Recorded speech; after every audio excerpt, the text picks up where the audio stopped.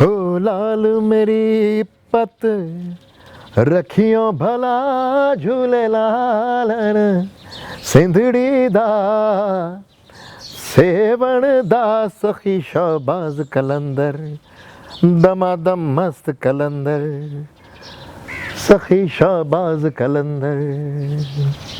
لال شہباز کلندر لال attire میں رہا کرتے تھے، اس لیے نام پڑ گیا لال شہباز کلندر.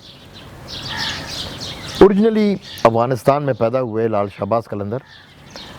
اینسسٹرز ان کے بغداد سے مائیگریٹ کر کے افغانستان آئے اور لال شہباز کلندر پاکستان کے طول و عرض میں پھیرتے ہوئے سیون شریف میں آ کے آباد ہوئے. یہاں پہ انہوں نے اپنی خانقاہ بنائی.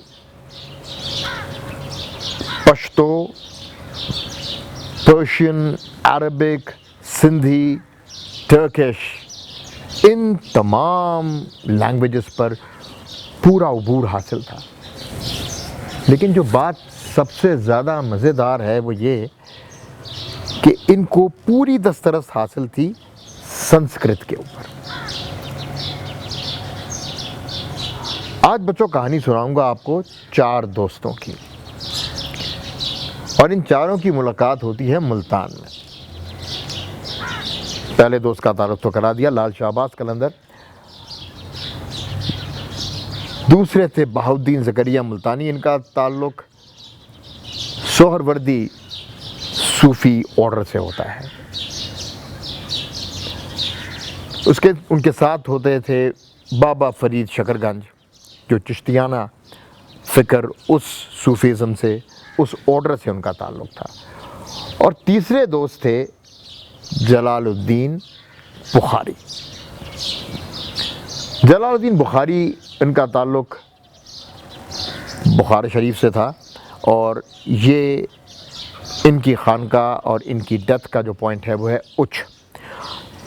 اچھ میں اب بھی ویکلی ایک ویک کا پورا ایک میلہ لگتا ہے جب ان کا عرس ہوتا ہے. اور اچھ ایک بہت تاریخی جگہ ہے. سکندر اعظم جب اس علاقے میں آیا تھا اس زمانے سے اچھ شہر آباد تھا. یہ چاروں دوست موجودہ پاکستان کے طول و عرض میں پھرتے رہے.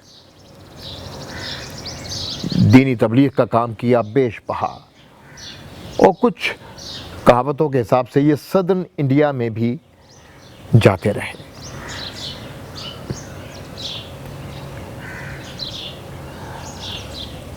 صوفیزم کی پاور، صوفیزم کے بارے میں جتنی بھی نالج اکٹھی کرتے ہیں تو ایک بات بڑی کلیئر نظر آتی ہے. It is for the complete انسانیت.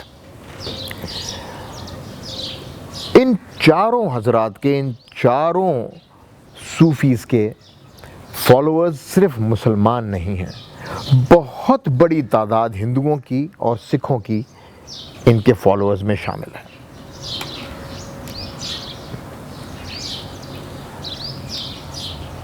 اب ان فالوورز کو اگر میں آبزرو کرتا ہوں تو میں بڑا حیران ہو جاتا ہوں.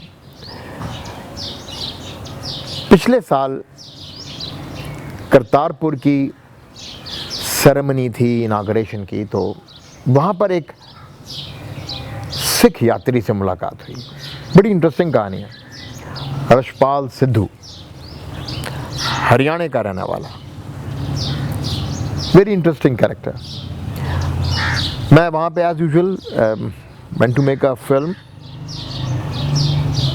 سکھوں کے اوپر کرتارپور کی اناگریشن والے دن، جس دن پرائم منسٹر نے وہاں پہ اناگریٹ کیا تھا. انہوں نے کرتارپور کا پورا نیا نظام بنایا تھا اور پورا گردوارہ رینوویٹ کیا تھا.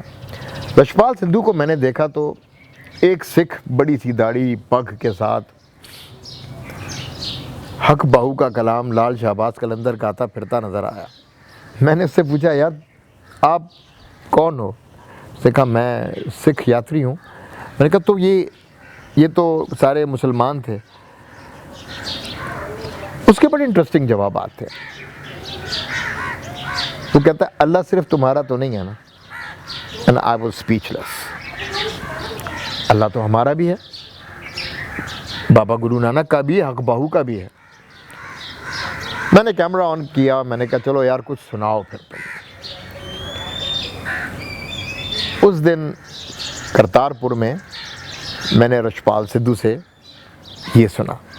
شہر بغداد دے ٹکڑے منگساں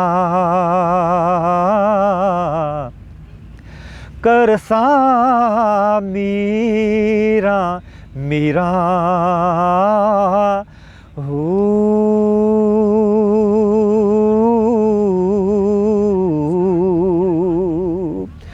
عاشق ہو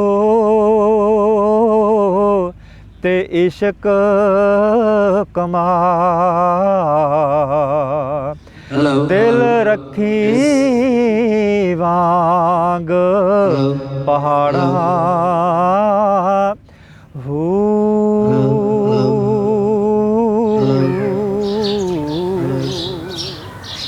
اتنا خوبصورت طریقے سے آپ نے جو کلام سنا رشپال سدھو کا, اتنا ماحول بن گیا تھا ایون ایک گردوارے کے اندر.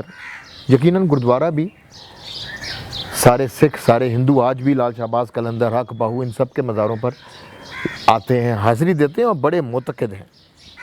اتنی power us land of Sufism Pakistan کے اندر ہے, اتنا زبردست پوٹینشل ہے فار ریلیجس ٹورزم, دیکھ کے عقل دنگ رہ جاتی ہے. اس طرح کی بہت ساری کہانیاں ہیں, بہت سارے صوفی سینٹس ہیں جن کے بارے میں شاید ہم لوگ جانتے ہی نہیں ہیں.